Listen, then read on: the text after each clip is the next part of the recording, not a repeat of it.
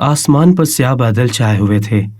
ठंडी ठंडी हवाएं चल रही थी। ऐसा लगता था कि किसी भी वक्त बारिश हो सकती है। तूफान की पेशन गोई भी की गई थी। तमाम परिंदे अपने अपने आशियानों में दबके बैठे हुए थे।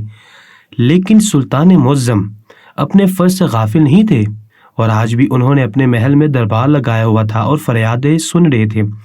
वो रियाया के पसंदीदा सुल्तान थे, लेकिन पिछले कुछ महीनों से उन्हें बहुत सी मुश्किलात का सामना करना पड़ रहा था।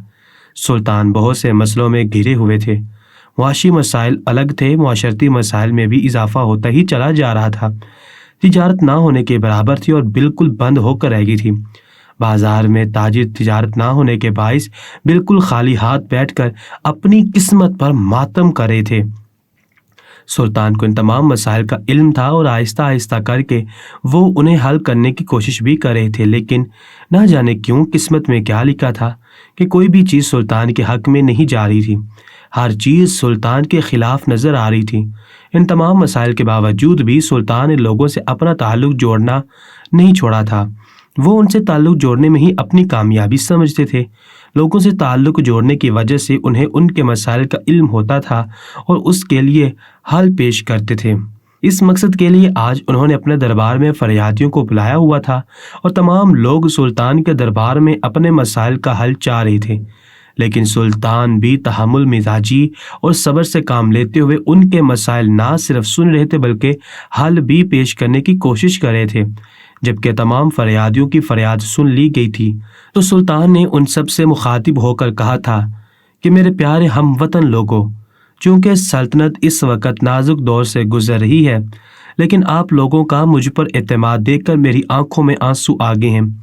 आप लोग अभी भी अपने मसाइल के हल के लिए सुल्तान पर भरोसा करते हैं और यही मेरी कामयाबी का सबसे बड़ा राज है।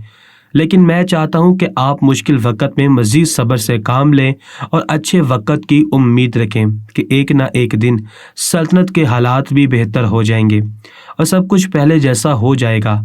जिस तरह पहले खुशहाली थी, पहले मुआशी सूरत हाल अच्छी थी, मुआशरती लिहाज से भी हम काफ़ी आगे थे, लेकिन चूँकि ये इंसान की ज़िंदगी का एक अहम राज है कि उरूज व ज़वाल उसकी ज़िंदगी का हिस्सा है, इसी तरह सल्तनत में आने उरूज व ज़वाल भी हमारे सब्र का तअय्युन करता है।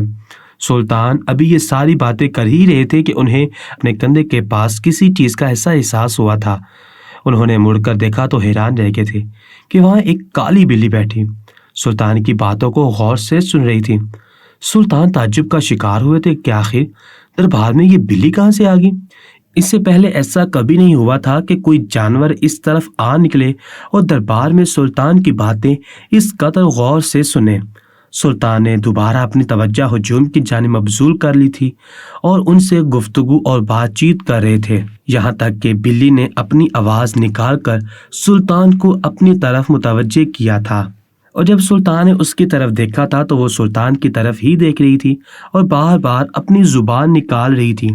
ऐसा महसूस होता था जैसे वो प्यासी है। चुनांचे सुल्तान ने अपना खिताब रोककर एक सिपाही को इशारा किया था कि वो एक प्याले में दूध लेकर आए। सिपाही ने उनके हुक्म की तामील की थी और प्याला ले आया था।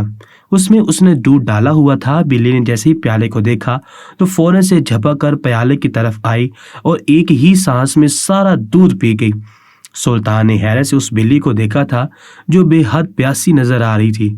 उन्हें अफसोस भी हुआ था कि उनकी सल्तनत में आजकल जानवर भी भूखे प्यासे फिर रही हैं।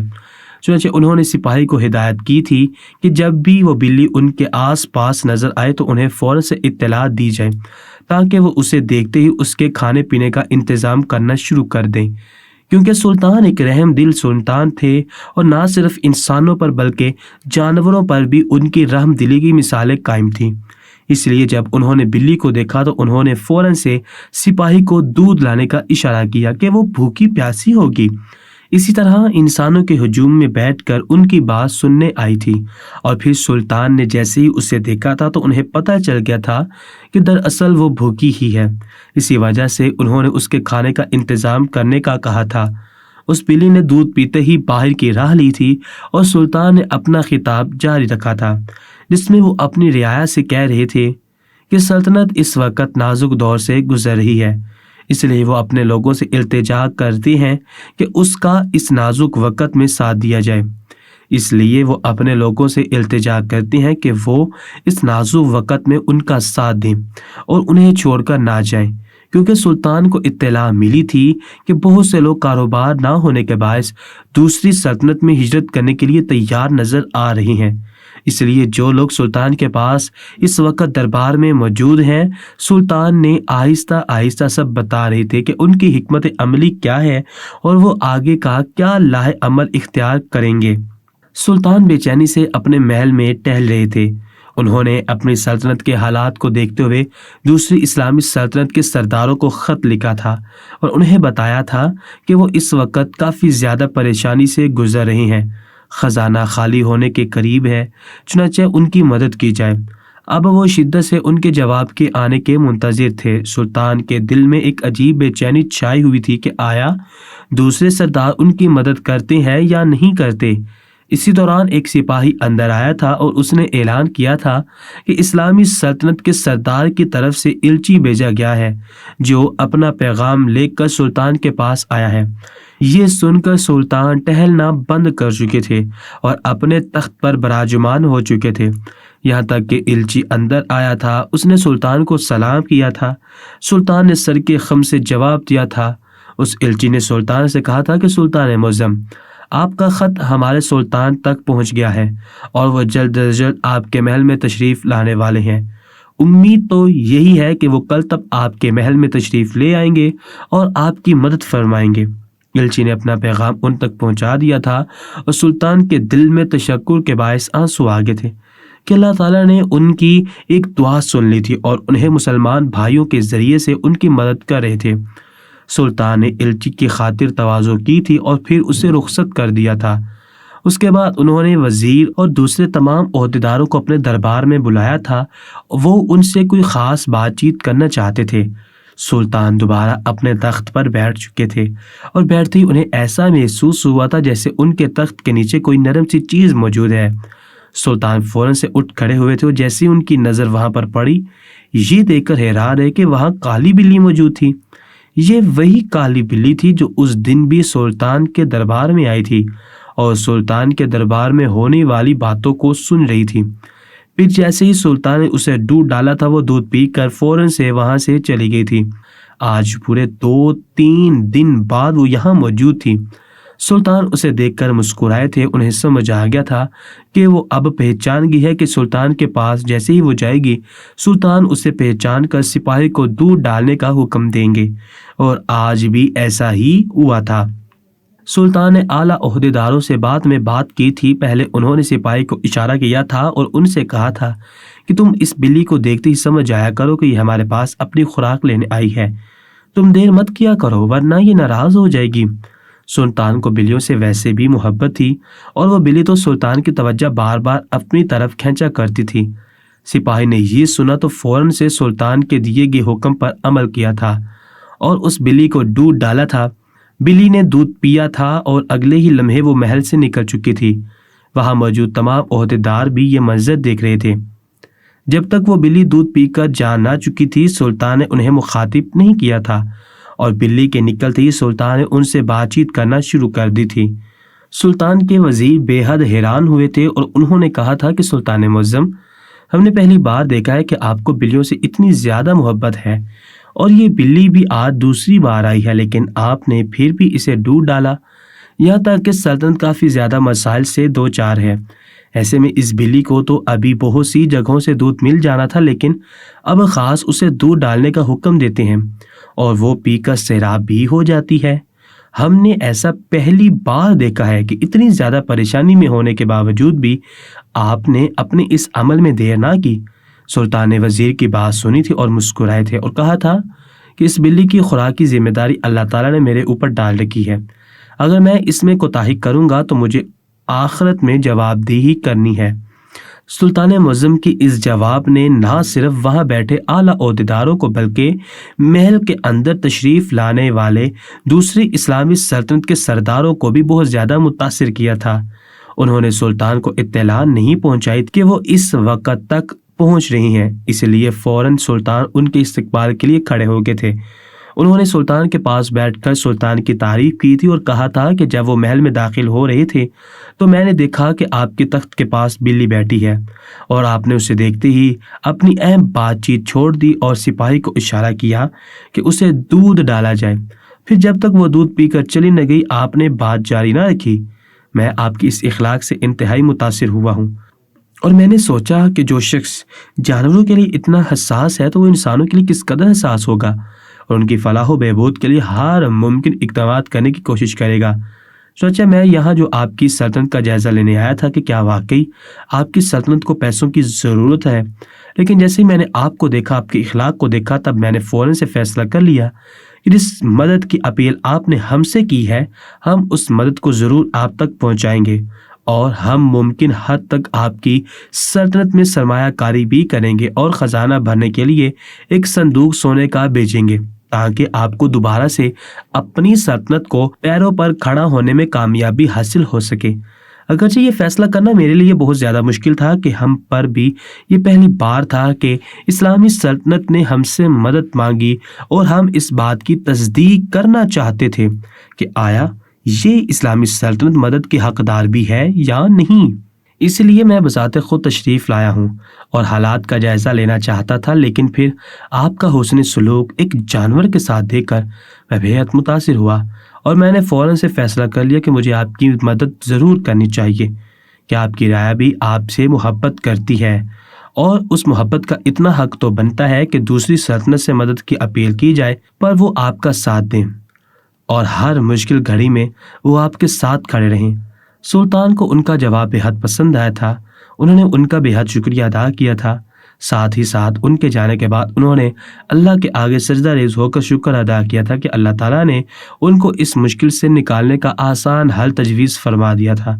اب وہ ان کی مدد کے منتظر تھے کہ کب ان کی مدد سلطنت تک پہنچتی ہے، اور پھر اس مدد کو مد نظر رکھتے ہوئے وہ سلطنت میں کون سی اصلاحات نافذ کریں۔ لیکن سلطان یہ نہیں جانتے تھے کہ اللہ تعالیٰ کو ان کے اور بھی آزمائش مقصود تھی۔ وہ اس بات سے بے خبر تھے، لیکن یہ دیکھنا تھا کہ ہوتا کیا ہے۔ آج سلطان نے اپنے تمام سپاہیوں کو اطلاع پہنچا دی تھی کہ سلطنت میں وہ ہوشیار ہو جائیں، کیونکہ دوسری سلطنت سے مدد آنے والی تھی۔ سلطان کو اندازہ نہیں تھا کہ یہ مدد کتنی مالیت ہوگی اور اس میں کیا کیا شامل ہوگا، لیکن پھر بھی انہوں نے سپاہی کو ہدایات کر دی تھی کہ وہ اس مرحلے کو آسانی سے طے پانے میں سلطان کی مدد کریں اور اپنے فرائض میں کوتاہی نہ کریں بلکہ ہوشیار ہو جائیں، تاکہ مدد جو کہ عوام کی فلاح و بہبود کے لیے لائی گئی ہے اسے بہتر طریقے سے استعمال میں لایا جائے اور بخیر و عافیت اسے محل میں پہنچایا جائے۔ سلطان کا حکم تمام سپاہیوں تک پہنچ گیا تھا اور وہ لوگ مستعد ہو گئے تھے تاکہ کسی بھی قسم کی صورتحال سے نبٹ سکے۔ سلطان بھی اپنے دربار میں انتظار کر رہے تھے۔ انہیں سرحدی سپاہیوں کی طرف سے تو اطلاع مل گئی تھی کہ سامان سرحد تک پہنچ چکا ہے اور وہ ضروری کارروائی کے بعد اسے سرحد کے اندر آنے کی اجازت دے دیں گے۔ اب سلطان کو شدت سے اس بات کا انتظار تھا کہ کب وہ مدد محل میں تشریف لاتی ہے۔ اصل میں سلطان جلد از جلد سلطنت کی بہتری کے لیے اقدامات کرنا چاہتے تھے، اور اس کے لیے ضروری تھا کہ ان کے پاس غیر ملکی امداد موجود ہو۔ یہی وجہ تھی کہ وہ محل میں بے چینی سے ٹہل رہے تھے کہ ابھی تک ان کی کوئی مدد کیوں نہیں ہوئی۔ اسی دوران سلطان جب ٹہل کر تھک چکے تھے تو وہ تخت پر بیٹھ چکے تھے، اور انہوں نے فوراً سے محسوس کیا کہ جیسی کوئی نرم سی چیز ان کے پاؤں میں لوٹ رہی ہے۔ انہیں جھک کر دیکھا تو وہی کالی بلی تھی جسے وہ 2 دن سے دودھ ڈال رہے تھے۔ سلطان اسے دیکھ کر مسکرا دیے تھے اور اپنی پریشانی بھول گئے تھے۔ سلطان اس کالی بلی پر شفقت سے ہاتھ پھیرا تھا اور سپاہی کو دودھ ڈالنے کا حکم دینے ہی والے تھے کہ اس کالی بلی نے آپ کا شاہ لباس اپنے منہ میں لے کر آپ کو کھینچنا شروع کر دیا۔ سلطان اس بلی کی حرکت کو دیکھ کر حیران رہ گئے تھے کہ آخر یہ بلی کرنا کیا چاہ رہی ہے۔ سلطان نے اپنا شاہی شوگا اس کے منہ سے آزاد کروانے کی کوشش کی تھی، لیکن آج نہ جانے کیوں وہ بفری ہوئی لگ رہی تھی۔ سلطان نے فوراً سے سپاہی کو آواز دی تھی اور کہا تھا کہ فوراً سے دودھ ڈال دیا جائے، لیکن حیرت کی بات تو یہ تھی کہ سپاہی کے دودھ ڈالنے کے بعد بھی بلی نے اس کی طرف دیکھا نہیں تھا، بلکہ وہ مسلسل سلطان کا چوگا اپنے منہ میں لے کر اسے کھینچنے کی کوشش کر رہی تھی۔ سلطان کو غصہ تو نہیں آیا تھا، لیکن وہ اس کی حرکت پر حیران و پریشان تھے کہ 2 دن تو یہ بلی دودھ پی کر چلی جاتی تھی، لیکن آج دودھ بھی نہیں پی رہی تھی اور بار بار سلطان کا کرتا اپنے منہ میں لے کر کھینچ رہی تھی۔ سپاہیوں نے بلی کو بھگانے کی کوشش کی تھی، لیکن وہ ٹس سے مس نہیں ہو رہی تھی اور بار بار ایک ہی حرکت دہرائی جا رہی تھی۔ سلطان نے اسے اس طرح بے چین دیکھا تو سپاہی کو اسے اٹھانے کا کہا اور اسے کہا کہ اسے تھوڑی دیر کے لیے دور کہیں چھوڑ دیا جائے تاکہ میں کام سکون سے کر سکوں۔ ایسا نہیں ہے کہ یہ بلی میرے لیے رکاوٹ پیدا کر رہی ہے، لیکن آج کوئی نہ کوئی بات ضرور ہوئی ہے کہ یہ بے چین نظر آ رہی ہے اور مجھے اپنے ساتھ کہیں لے چلنے کا کہہ رہی ہے، لیکن میں بھی اپنے کاموں میں مصروف ہوں، اس وجہ سے میں اسے دور چھوڑنے کا کہہ رہا ہوں۔ سپاہی نے سلطان کی بات سنی تو اسے اٹھا کر بورے میں بند کیا تھا اور دور جنگل کی طرف لے جا کر چھوڑ دیا تھا۔ ادھر سلطان محل میں انتظار کر کر کے تھک چکے تھے۔ صبح سے دوپہر اور پھر دوپہر سے شام ہو گئی تھی، لیکن مدد ابھی تک محل نہیں پہنچی تھی۔ یہاں تک کہ وہ سپاہی اپنے حواس باختہ چہرے کے ساتھ سلطان کے پاس حاضر ہوا تھا اور اس نے سلطان کو جو کچھ کہا تھا اسے سن کر سلطان کے پیروں تلے سے زمین نکل گئی تھی اور وہ بے دم سے ہو کر تخت پر بیٹھ چکے تھے۔ انہیں بالکل بھی اس بات کا اندازہ نہیں تھا کہ ان کی سلطنت میں لائے جانے والی دوسری اسلامی سلطنت کی طرف سے مدد ان کے محل پہنچی ہی نہیں پائی تھی۔ اس سپاہی نے سلطان کو آ کر بتایا تھا کہ سلطان معظم، سپاہی انتہائی ہوشیاری سے دوسری سلطنت سے لائی جانے والی مدد کو محل لانے کی تیاری کر رہے تھے کہ اچانک جب ایک پہاڑی علاقے پر پہنچے تو انہیں بہت سا شور سنائی دیا اور ایسا لگ رہا تھا جیسے زلزلہ آ گیا ہو۔ یہ دیکھتے ہی تمام لوگ درختوں کے نیچے چھپنے کی کوشش کرنے لگے تھے کہ کہیں زلزلہ تو نہیں آ رہا، اور جیسے ان کی توجہ اس سامان سے ہٹی جو مدد کے طور پر ان کی سلطنت میں آ رہا تھا تو وہ سامان وہاں سے غائب ہو گیا۔ یعنی کسی نے ان کے ساتھ کھیل کھیلا تھا اور وہ زلزلہ دراصل زلزلہ نہیں تھا بلکہ اس سامان کو لوٹنے والے گروہ کا ایک کھیل تھا جس میں ہم پھنس گئے اور وہ گروہ پورے کا پورا سامان لے کر یہاں سے رخصت ہو گیا۔ سلطان کو سپاہی کی بات سن کر گہرا صدمہ پہنچا تھا۔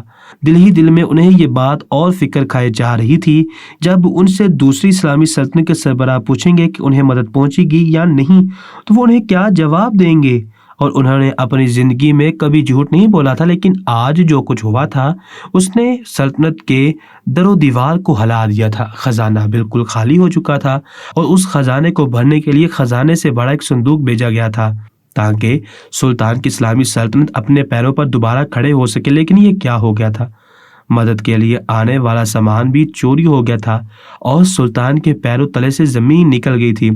وہ کبھی سوچ بھی نہیں سکتے تھے کہ یہ کیا ہو رہا ہے، اور یہ بالکل بھی اندازہ نہیں تھا کہ وہ اس طرح آزمائش کا شکار ہو جائیں گے۔ سلطان سخت دل پریشان ہو گئے تھے۔ انہوں نے کسی سے کوئی بات چیت نہیں کی تھی اور اپنے خوابگاہ کی طرف بڑھ گئے تھے۔ یہ خبر پوری سلطنت میں پھیل گئی تھی کہ جو سامان مدد کے حوالے سے آنے والا تھا وہ کسی گروہ نے چوری کر لیا تھا اور سلطان ایک بہت بڑے خزانے سے محروم ہو گئے ہیں۔ یہ سنتے ہی لوگوں میں غم و غصہ پھیل گیا تھا اور لوگ اب طرح طرح کی باتیں کر رہے تھے کہ سلطان نے تو مدد کے طور پر ملنے والے خزانے کو بھی سنبھال نہیں سکے۔ سلطان کے لیے تمام باتیں بہت زیادہ دل دکھانے والی تھی، لیکن انہوں نے صبر سے کام لیا تھا اور اپنی خوابگاہ کی طرف بڑھ گئے تھے۔ اللہ کے حضور منادی کی تھی اور گر گڑا کر دعائیں مانگی کہ یا اللہ مجھے اس آزمائش سے نکال دے اور مجھے اپنے لوگوں میں دوبارہ سے سرخرو کر دے، کہ جو زوال مجھ پر آیا ہے اسے مجھ پر عروج میں بدل دے، کہ میں اپنی رعایا کی کھلے دل سے خدمت کرنا چاہتا ہوں اور جو کچھ انہوں نے کھویا ہے وہ انہیں دینا چاہتا ہوں۔ اے اللہ تو میری مدد فرما۔ اس دعا کے ساتھ ہی سلطان نے آنکھیں بند کر لی تھی۔ انہیں سوئے ہوئے ابھی تھوڑی دیر ہی گزری تھی کہ انہیں اپنے ہاتھ پیر پر جلن کا احساس ہوا تھا۔ گہری نیند سے وہ اٹھ کر بیٹھ گئے تھے۔ ویسے ہی دن بھر سوچوں میں گزرا تھا اور انہی سوچوں میں گر کر جب وہ اپنے بستر پر آئے تھے تو انہوں نے نیند نے آ گھیرا تھا۔ ابھی تھوڑی دیر ہی گزری تھی کہ انہیں اپنے ہاتھ پر خارش اور جلن سی محسوس ہوئی تھی، اور جیسے ہی انہوں نے اپنے ہاتھ پر نظر کی تھی تو یہ دیکھ کر حیران رہ گئے تھے کہ ان کے ہاتھوں پر پنجوں کے نشان تھے۔ سلطان نے فوراً سے اٹھ کر آس پاس نظر دوڑائی تھی، لیکن وہاں کچھ بھی نہیں تھا۔ سلطان اپنی خوابگاہ میں بنی کھڑکی کے پاس آئے تو ان کی نظر بلی کی دم پر پڑی جو کھڑکی سے چھلانگ مار کر محل سے باہر جا رہی تھی۔ یہ وہی کالی بلی تھی جسے سلطان نے دودھ دیا تھا اور وہ ان سے مانوس ہو گئی تھی اور اکثر محل میں نظر آتی تھی، لیکن آج اسے کیا ہو گیا تھا؟ وہ سلطان کے خوابگاہ تک آ گئی تھی اور سوئے ہوئے سلطان کے ہاتھ پر پنجے مار رہی تھی۔ سلطان کے ہاتھوں پر پنجے کے نشان واضح طور پر موجود تھے۔ سلطان سخت حیرت کا شکار ہو گئے تھے کہ آخر یہ بلی چاہتی کیا ہے۔ پہلے 2 دن تو وہ ان کے پاؤں میں لیٹتی تھی اور ان سے مانوس نظر آتی تھی، لیکن اس کے بعد اس نے جس دن مدد آنے والی تھی سلطان کا چوگا اپنے منہ میں لے کر کھینچ رہی تھی، ایسے جیسے وہ انہیں کسی بات سے آگاہ کرنا چاہ رہی ہو۔ اور اب جب سلطان بہت سی فکروں میں گرے تھوڑی دیر کے لیے نیند کی وادی میں گم ہوئے تھے کہ وہ ان کے خوابگاہ تک پہنچ گئی تھی اور ان کے ہاتھ پر پنجے مار کر انہیں ہلکا سا زخمی کر دیا تھا۔ سلطان کو سخت جلن ہو رہی تھی۔ انہوں نے فوراً سے شاہی حکیم کو بلایا تھا اور ایک خاص قسم کی دوائی وہاں لگوائی تھی کہ شاہی حکیم کے مطابق بعض بلیوں کے ناخن سے خارج جیسی بیماری پیدا ہو جاتی ہے۔ چنانچہ انہوں نے فوراً سے دوائی لگوائی تھی جس سے سلطان کو آرام آ گیا تھا، لیکن سلطان کے ذہن میں ابھی بھی یہ بات چل رہی تھی کہ آخر یہ بلی کیا کہنا چاہ رہی ہے، کہ یہ مجھ سے کوئی بات کہنا تو نہیں چاہ رہی، کہیں یہ کوئی مجھے پیغام تو نہیں دینا چاہتی۔ سلطان کے دماغ میں بار بار وہ منظر آ جاتا جب وہ ان کا چوگا کھینچ کر انہیں کسی طرف لے جانے کی کوشش کر رہی تھی، لیکن چونکہ سلطان اس وقت بہت زیادہ مصروف تھے اس لیے وہ اس طرف توجہ نہیں دے سکے تھے اور انہوں نے سپاہی کو اس سے دور چھوڑ آنے کا حکم دے دیا تھا۔ لیکن دوسرے دن ہی وہ سلطان کے محل میں پہنچ گئی تھی اور نہ صرف محل میں بلکہ اسے خوابگاہ تک کا راستہ معلوم تھا۔ وہ وہاں آ گئی تھی اور سوئے ہوئے سلطان کے ہاتھ پر پنجہ مارا تھا۔ یہ دونوں واقعات سلطان کے لیے بہت عجیب و غریب تھے۔ سلطان کو یہ تو معلوم تھا کہ بلیاں بہت وفادار ہوتی ہیں اور اپنے مالک کو کبھی بھی نہیں بھولتی، لیکن یہ کیسی بلی تھی؟ سلطان نے اسے دوبارہ دودھ دیا تھا لیکن اس نے سلطان کو زخمی کر چھوڑا تھا۔ سلطان کو اس بات کی بالکل بھی سمجھ نہیں آئی تھی اور جلد ہی وہ اس بات کو بھول گئے تھے کیونکہ سلطان کی فکر ان پر حاوی تھی اور جو مال اور مدد آنے والی تھی وہ چوری ہو گئی تھی۔ تو ایسے میں سلطان کا دھیان کسی اور بات پر زیادہ دیر نہیں ٹک سکتا تھا۔ سلطان نے دوبارہ سے اپنے وزیر اور اعلیٰ عہدیداروں کو بلایا تھا اور ان سے پوچھنے لگے تھے کہ اب ہمیں کیا لائے عمل تیار کرنا چاہیے۔ یہ ایک بہت بڑی بات تھی اور اس پر صرف سلطان کے کردار پر انگلی اٹھائی جا سکتی تھی کہ انہوں نے سامان کی حفاظت نہ کی اور اسے امانت نہ سمجھا۔ اسی وجہ سے وہ امانت جو مدد کے طور پر دی گئی تھی چوری ہو گئی۔ سلطان اس بات پر سخت تھے لیکن وہ اپنے آپ کو سنبھالے ہوئے تھے کہ وہ اس سلطنت کے سربراہ تھے اور ایسے حالات تو سلطنت پر آتے رہتے ہیں۔ حالانکہ سلطان اندر سے بالکل ٹوٹ پھوٹ کا شکار ہو چکے تھے لیکن انہوں نے خود کو مضبوط ظاہر کیا ہوا تھا۔ سلطان کے مسائل دن بہ دن بڑھتے جا رہے تھے اور سلطان حل کی طرف جاتے تھے تو کچھ نہ کچھ غلط ہی ہو جاتا تھا۔ یہ سلطان پر اللہ تعالیٰ کی ایک بہت بڑی آزمائش تھی اور سلطان اللہ تعالیٰ سے بار بار یہی دعا کر رہے تھے کہ اللہ پاک انہیں اس آزمائش سے باہر نکال دے۔ ساتھ ہی ساتھ وہ بار بار وزیر اور اعلیٰ عہدیداروں سے بات چیت بھی کیا کرتے تھے کہ شاید بات چیت کے ذریعے کوئی مسئلے کا حل نکل آئے اور سلطان کو حل مل سکے۔ وزیر اور دوسرے اعلیٰ عہدیداروں نے سلطان سے کہا تھا کہ انہوں نے اب دوسری اسلامی ریاست سے مدد مانگنی چاہیے، لیکن سلطان اب محتاط ہو گئے تھے اور انہوں نے ان لوگوں سے کہا تھا کہ اب ہمیں اپنے محدود وسائل کو استعمال کر کے ہی ہمارے مسائل سلطنت کے مسائل کو حل کرنا ہوگا۔ اگر دوسری اسلامی سلطنت سے بھی مدد مانگی گئی اور اس میں بھی کوئی اونچ نیچ ہوگی تو پھر کوئی بھی ہم پر دوبارہ اعتبار نہیں کرے گا اور یہی سمجھا جائے گا کہ سلطان بہانہ بناتے ہیں اور اپنی سلطنت کے مسائل کو بڑھا چڑھا کر پیش کرتے ہیں تاکہ دوسری سلطنتیں ان کی مدد کریں، اور جب مدد دلائی جاتی ہے تو سلطان یہ کہہ کر اسے غائب کروا دیتے ہیں کہ مدد چوری ہو گئی ہے، جبکہ ایسا ہرگز نہیں تھا۔ سلطان اپنی رعایا سے بہت زیادہ مخلص تھے اور وہ کبھی بھی عوام کی امانت میں غبن اور خیانت کا سوچ بھی نہیں سکتے تھے، لیکن چونکہ وہ ایک بہت بڑی سلطنت کے مالک تھے اور انہوں نے اپنے دل مضبوط کیا ہوا تھا اور خود کو سمجھایا ہوا تھا کہ ایسے مواقع پر ایسے حالات تو ہوتے رہتے ہیں۔ سلطان نے سپاہیوں کو بھی دوڑایا تھا اور ہر جگہ سلطنت میں تلاشی کرنے کا حکم دیا گیا تھا کہ مدد کافی زیادہ کی گئی تھی۔ جو کوئی بھی اس مدد کو چرانے والا تھا وہ اتنی جلدی اتنی بڑی مدد کو جو خزانے اور دوسری امداد پر مشتمل تھی نہیں چھپا سکتا تھا۔ سپاہیوں نے دن رات ایک کر دیے تھے لیکن کوئی سراغ نہیں ملا تھا۔ سلطان بھی حیران تھے کہ آخر یہ مدد گئی تو گئی کہاں؟ کیسے آسمان نکل گئی یا زمین کھا گئی؟ ایسا واقعہ سلطنت میں پہلی بار ہوا تھا۔ سلطان اس وقت آزمائش میں گرے ہوئے تھے، ان کی سلطنت کو بھی خطرہ تھا۔ لوگ ان سے سخت بدظن نظر آ رہے تھے، لیکن وہ پھر بھی اللہ توکل کر کے سلطنت کو چلا رہے تھے۔ انہیں بہت سی مشکلات کا سامنا تھا، لیکن ان کے حوصلے پست نہیں ہوئے تھے اور وہ انتہائی سمجھداری اور بردباری سے تمام معاملات آہستہ آہستہ حل کرنے کی کوشش کر رہے تھے۔ آج سلطان نے دربار لگایا ہوا تھا۔ انہیں پتہ چلا تھا کہ لوگ ان کے خلاف بہت سی باتیں کر رہے ہیں، ان سے دور جا رہے ہیں، چنانچہ آج انہوں نے دوبارہ دربار لگایا ہوا تھا تاکہ لوگ ان کے پاس آئیں، ان سے بات چیت کریں اور اپنے دل کی بات ان کے سامنے رکھ دیں۔ سلطان کی یہ بات سنتے ہی بہت سے لوگ محل کی طرف روانہ ہوئے تھے۔ وہ سلطان کو اپنے تمام مسائل بتانا چاہتے تھے کہ جب سے سلطنت میں مالی مشکلات میں اضافہ ہوا تھا، انہیں کس کس حالات سے گزرنا پڑا تھا۔ سلطان نے اعلان کیا تھا کہ جو کوئی بھی مدد کی اپیل کرے گا تو سلطان اس کی مدد بھی اپنی ذاتی خزانے سے کریں گے، اور ایسا ہی ہوا تھا۔ بہت سے لوگ سلطان کو بتا رہے تھے کہ ان کا کاروبار بالکل بند ہو کر رہ گیا ہے اور ان کے پاس اتنے پیسے بھی نہیں ہے کہ گھر میں فاقوں کی نوبت ہے۔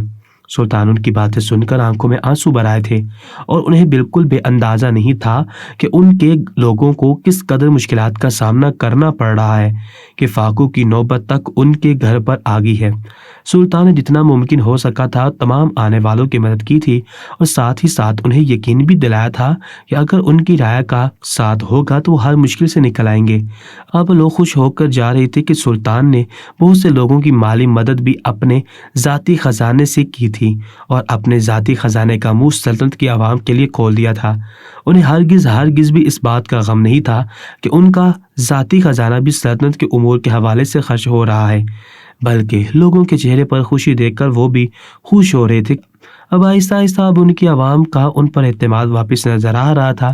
سلطان ابھی اپنے تخت پر بیٹھے تھے، لوگوں کے مسائل سن رہے تھے کہ انہیں دوبارہ اپنے پاؤں پر کسی چیز کا احساس ہوا تھا۔ انہوں نے جیسے ہی نیچے دیکھا تو اپنی جگہ جم سے گئے تھے کہ وہی کالی بلی آج بھی ان کے پاس آئی تھی اور آج ان کے پاؤں کے پاس بیٹھ کر ان کے پاؤں چاٹنے کی کوشش کر رہی تھی۔ سلطان نے اپنے پاؤں اس سے آزاد کروانے کی کوشش کی تھی، لیکن وہ ان کے پاؤں چاٹ رہی تھی اور چھوڑنے کا نام نہیں لے رہی تھی، یہاں تک کہ اس نے آگے بڑھ کر سلطان کے پاؤں پر پنجہ مارا تھا۔ سلطان حیرانی سے اسے دیکھ کر رہ گئے تھے۔ اس نے پہلے بھی ایک بار سلطان کے ہاتھ پر پنجہ مارا تھا اور اب پاؤں پر پنجہ مار کر جیسے ہی سلطان نے اسے دیکھا تھا تو وہ بھاگی تھی۔ سلطان سے رہا نہیں گیا تھا، ضرور کوئی نہ کوئی مسئلہ ضرور ہے کہ وہ اس طرح کی حرکتیں کر رہی ہے۔ یہ سوچ ذہن میں آتی ہی سلطان اٹھے تھے اور اس بلی کے پیچھے چل دیے تھے۔ وہ بلی بھی جیسے جان گئی تھی کہ سلطان اس کا پیچھا کر رہی ہے، اس لیے بھاگنے کی بجائے آہستہ آہستہ چل رہی تھی تاکہ سلطان کو منزل مقصود تک لے جائے۔ سلطان کو کچھ بھی سمجھ نہیں آ رہا تھا کہ آخر اس بلی کا مقصد کیا ہے، وہ کیوں انہیں بار بار مار کر اپنی طرف متوجہ کرتی ہے۔ سلطان کو اتنا تو سمجھ آ گیا تھا کہ یہ بلی انہیں کوئی بات بتانا چاہتی ہے، لیکن کیا بات بتانا چاہتی ہے اس کو جاننے کے لیے وہ اس کے پیچھے چل پڑے تھے۔ سلطان محل سے نکل آئے تھے۔ سپاہیوں کو انہوں نے بتا دیا تھا کہ دربار کو ختم کر دیا جائے اور بتا دیا جائے کہ کل سلطان دوبارہ اسی وقت دربار لگائیں گے۔ چنانچہ تمام فریادیوں کو جانے کا حکم دے دیا گیا تھا اور سلطان اس بلی کے پیچھے خاموشی سے چل دیے تھے۔ وہ بلی آہستہ آہستہ چلتی ہوئی بہت دور آ گئی تھی۔